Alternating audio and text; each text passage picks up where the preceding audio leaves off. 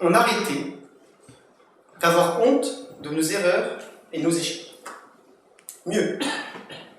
Et si on commençait à aimer nos erreurs et nos échecs, voire même, et si on commençait à en être fier?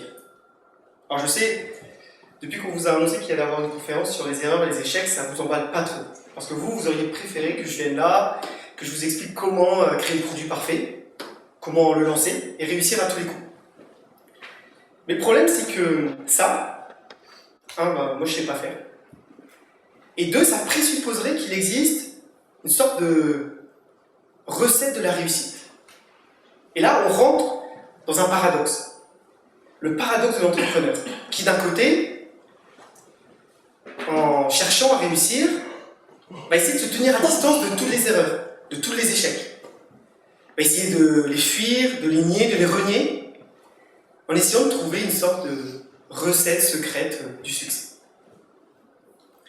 Mais en même temps, si cette recette elle existait, on peut tout à fait se dire que les acteurs en place, et notamment les entreprises, les auraient déjà découvertes. Et du coup, si vous suivez mon raisonnement, cela veut dire qu'il n'y a plus de place pour l'entrepreneuriat. S'il existe une recette du succès, alors l'entrepreneuriat n'est pas possible. Bonne nouvelle, il n'y a pas de recette du succès.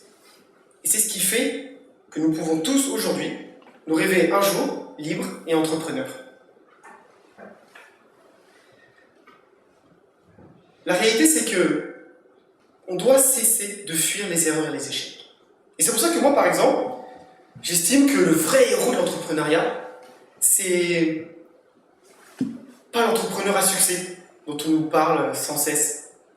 Non, le vrai héros de l'entrepreneuriat, c'est le loser magnifique. C'est ça. Le loser magnifique. Le loser magnifique, c'est un peu l'aventurier de l'erreur.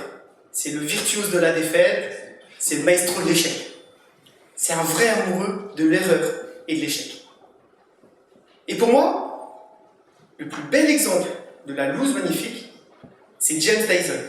Je ne sais pas si vous connaissez James Dyson. James Dyson, c'est l'inventeur de l'aspirateur sans sac. Cette idée, il l'a eue à la fin des années 70, en passant l'aspirateur chez lui, dans sa maison secondaire. Et son aspirateur n'arrêtait pas de se boucher et perdait en aspiration à cause de son sac. Ça siffle un peu là, non? Bon, je vais parler comme ça. Bref. C'est bon là? Ah ouais. Parfait. Donc du coup, je disais, voilà, il passait l'aspirateur chez lui, ça se bouchait. Et du coup, il a eu cette idée d'aspirateur sans sac. C'est devenu une obsession pour lui. Et résultat, il a commencé à travailler sur cette idée.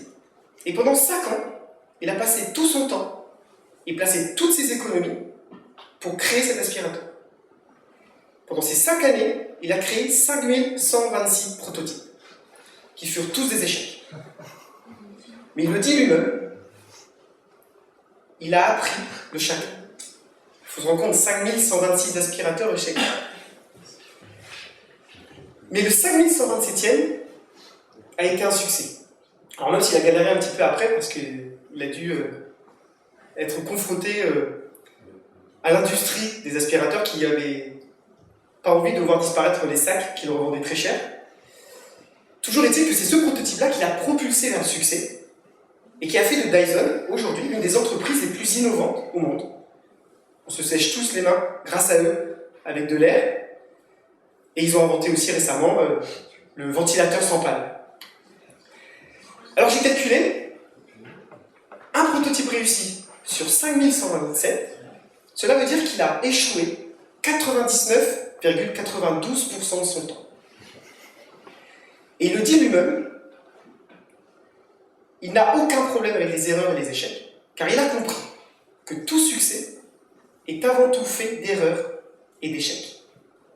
Alors, là je vous ai parlé de James Dyson, j'aurais pu vous parler de Steve Jobs, d'Henry Ford, en fait peu importe, car je pense que, au fond, tous les grands entrepreneurs modernes sont des losers magnifiques. Et qu'est-ce qu'ils nous apprennent, ces losers magnifiques? Eh bien, qu'on doit mettre fin à cette illusion du succès. Et encore plus, à cette illusion du succès instantané. Parce que le problème de nous tous, c'est que non seulement on a envie de réussir, mais en plus on a envie de réussir vite. Normal. Dans un monde où l'information circule de plus en plus vite et où on ne cesse de nous parler de ces startups au succès fulgurant à l'autre bout du monde qui en quelques mois explosent. Mais la réalité, c'est que le succès fulgurant est un mythe. Au mieux, une exception statistique produite par la chance. Et je tiens pour sûr que vous avez plus de chances de gagner au loto que de produire ce succès fulgurant. La réalité de l'entrepreneuriat, c'est qu'il faut du temps. Le temps des essais, le temps des erreurs, le temps des échecs, le temps de l'apprentissage. C'est un temps irréductible. Et du coup, on devrait mettre fin à cette pression angoissante du succès instantané, qui fait qu'à peine on s'est lancé, chaque seconde qui passe, c'est déjà un échec. Et même plus que ça, je pense que, en fait, on peut même généraliser et se dire qu'en fait, le succès, c'est même jamais intéressant. Vous devriez passer beaucoup moins de temps à écouter toutes ces personnes qui vous parlent de leur succès, parce que la réalité, c'est qu'ils ne savent pas pourquoi ils ont réussi. On peut prendre un exemple. Vous vous souvenez ce chanteur, la Psy, c'était un chanteur sud-coréen qui a créé cette chanson Gangnam Style. Je ne vais pas vous inviter à faire la Corée. Si, la Corée. Ce chanteur, il a fait un buzz mondial, 1 milliard de vues sur YouTube. La première vidéo vue à plus d'1 milliard de vues. Est-ce que ce chanteur sait comment il a fait créer ce buzz mondial? Est-ce que quelqu'un sait expliquer comment il a fait ce buzz mondial? Non. Car sinon, on aurait tous les mois, toutes les semaines, voire tous les jours, un buzz mondial de psy. Et c'est pas le cas. Parce que le succès est toujours complexe, toujours volatile, aérien. Il y a toujours quelque chose qu'on ne saisit jamais dans le succès. Et c'est pour ça que les gens qui ont réussi ne peuvent pas vous expliquer pourquoi ils ont réussi. A l'inverse, je tiens pour sûr que les erreurs et les échecs, eux, sont toujours simples à expliquer. Il est toujours facile d'en apprendre quelque chose. Et donc du coup, si vous devriez passer moins de temps à écouter les gens quand ils vous parlent de leur succès, arrêtez-vous dès qu'ils commencent à vous parler de leurs erreurs et de leurs échecs. Car là, il y a à apprendre pour vous. Et donc notamment les losers magnifiques, qui, à l'illusion du succès instantané, opposent une autre culture, la culture de l'expérimentation, de l'essai-erreur, de l'erreur, de l'échec et de l'apprentissage. C'est une culture de l'action, du courage. Au fond, l'entrepreneuriat, on peut le voir un peu comme une marche. Et au début de cette marche, vous avez un sac sur le dos, avec des petits et des gros cailloux. Et à chaque fois que vous allez rencontrer ou faire une erreur, subir un échec, eh bien vous allez retirer un caillou de votre sac. Vous comprenez donc que si vous voulez vous assurer d'aller au bout de la route sans trop vous fatiguer, voire en allant vite, eh bien vous devriez chercher à vider votre sac le plus vite possible. Et pour ça, eh bien il faut vous lancer le plus vite possible. Échouer encore plus rapidement, apprendre et recommencer. Vous savez, c'est comme le jeu du chaud-froid. Vous savez ce jeu qu'on jouait quand on était gamin? Un enfant cache un objet dans une salle, et un enfant doit le retrouver grâce aux indications qu'on lui donne. Tu chauffes, tu refroidis, tu chauffes, et il doit retrouver l'objet. À ce jeu-là, il y a deux stratégies. La première stratégie, c'est la stratégie de celui qui n'aime pas qu'on lui dise « tu refroidis ». C'est celui qui n'aime pas les erreurs et les échecs. C'est souvent aussi celui qui se moque des erreurs et des échecs des autres, d'ailleurs. Lui, il va rentrer dans la pièce, et il va passer un long moment à imaginer tous les endroits où peut se trouver l'objet. Puis, on ne sait pas comment, il va essayer d'imaginer le lieu le plus probable. Et après encore avoir longuement réfléchi, il va foncer vers cet endroit sans écouter les indications. Ça, c'est la première stratégie. C'est la stratégie de l'entrepreneur qui veut lancer le produit parfait. L'autre stratégie, c'est la stratégie du loser magnifique. Lui, il ne se pose pas de questions. Il rentre et direct il se lance. Il cherche à avoir des informations. Il s'en fout qu'on lui dise qu'il refroidit, du moment qu'après il chauffe. Et du coup, ça lui permet de converger rapidement vers l'objet. Alors là, libre à chacun de choisir sa stratégie. Personnellement, je préfère la deuxième. Tu as réussi du premier coup. tu as lancé ton premier produit, ton premier site, ta première application, ça cartonne pour toi et ça cartonne encore pour toi. Dommage, désolé. Tu as raté l'occasion de progresser. Pire, tu cours le risque de t'enfermer dans ce premier succès. Mais comprends bien que ce qui a fait les succès d'hier ne fera pas forcément les succès de demain. Par contre, tu lances ton produit le plus vite possible. Et ton produit, il n'est pas parfait. Ça, c'est génial. Ça veut dire que tu lances un produit. Tu lances ton produit, tes utilisateurs te disent qu'il est nul, c'est pas du tout ce qu'ils veulent autre chose. C'est super. Tu as des utilisateurs et en plus ils te disent comment t'améliorer. Tu as fait des erreurs, tu as subi un échec et tu en as appris quelque chose. Alors je tiens à te féliciter, tu es en train de progresser. Et savoir adopter cette stratégie du loser magnifique en apprenant à se nourrir de ses erreurs et de ses échecs, c'est adopter, dans un monde qui change, en perpétuel changement, une stratégie hautement supérieure à tous les autres. Une stratégie qui va vous permettre de sans cesse vous remettre en question. Et ça, c'est un avantage à notre époque. Mais c'est aussi une stratégie qui va vous permettre d'innover. Car c'est bien ça. Les erreurs et les échecs sont source de créativité, d'innovation. Pour le comprendre, prenons l'exemple des entreprises, du monde de l'entreprise. On souhaite tous créer ici des entreprises.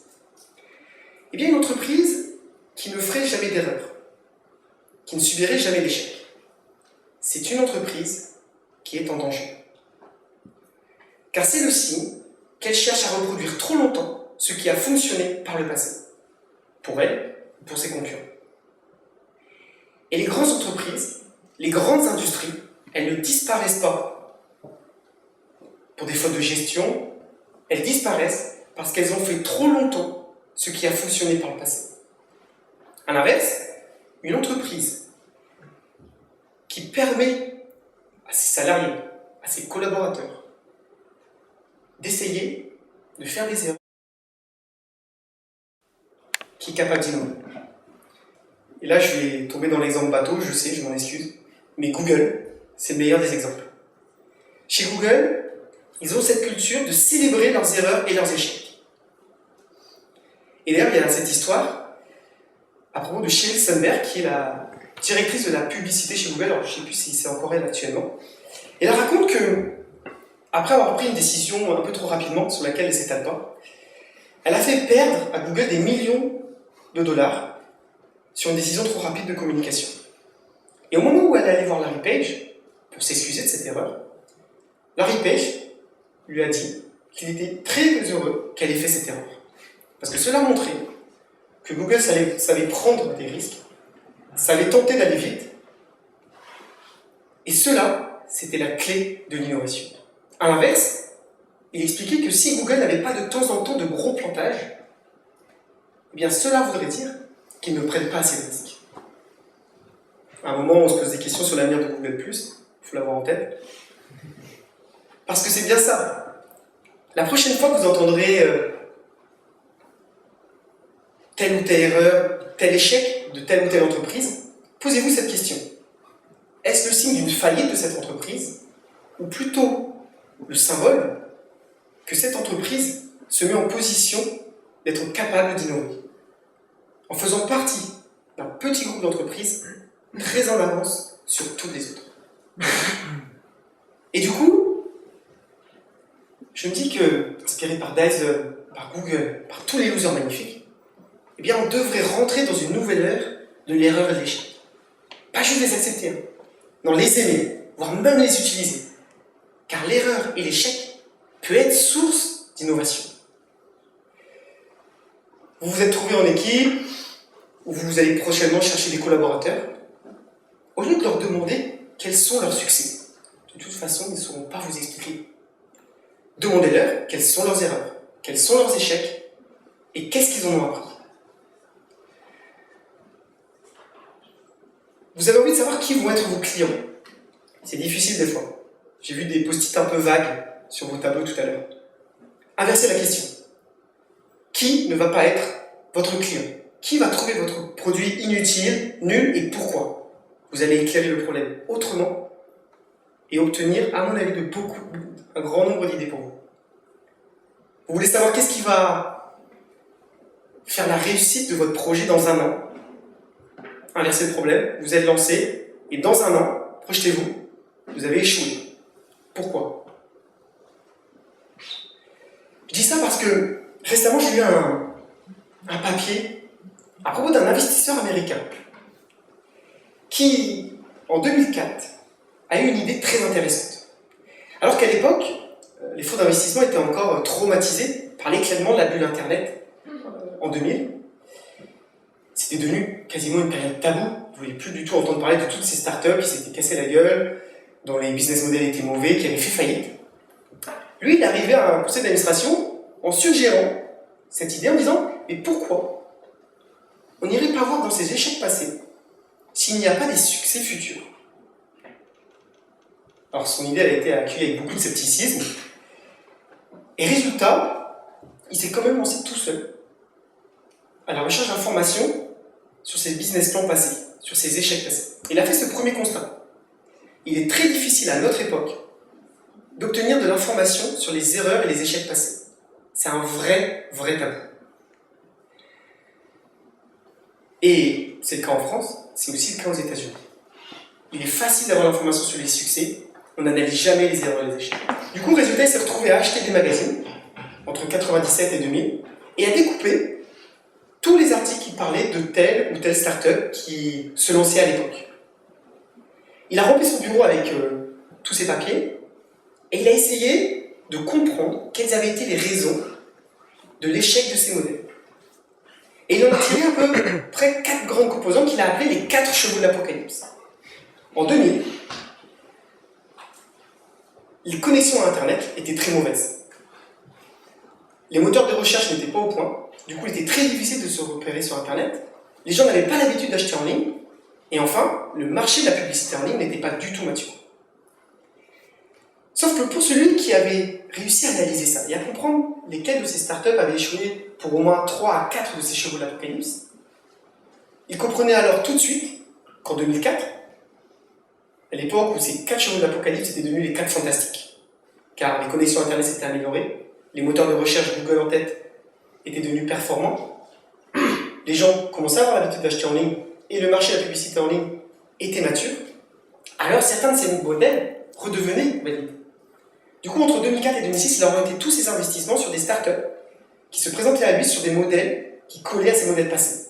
Il a même été jusqu'à parfois présenter les nouveaux fondateurs de ces startups aux fondateurs qui avaient échoué quelques années auparavant, afin qu'ils puissent avoir de l'information sur les erreurs et les échecs passés. Et entre 2006 et 2010, il a fait des millions d'euros de bénéfices en revendant un grand nombre de ces startups à des grandes sociétés, notamment Google. Il en a d'ailleurs vendu plusieurs. Tout ça pour dire que, finalement, nos erreurs et nos échecs dessinent autour de nous des opportunités pour qui est capable de le voir. Alors pour terminer, et avant de vous laisser retourner à vos projets, le seul truc que j'avais envie de vous inviter à faire, c'est la prochaine fois que vous croisez une personne qui a fait des erreurs, qui a échoué, qui en a appris quelque chose et qui a décidé de rebondir en se lançant de nouveau, arrêtez-vous.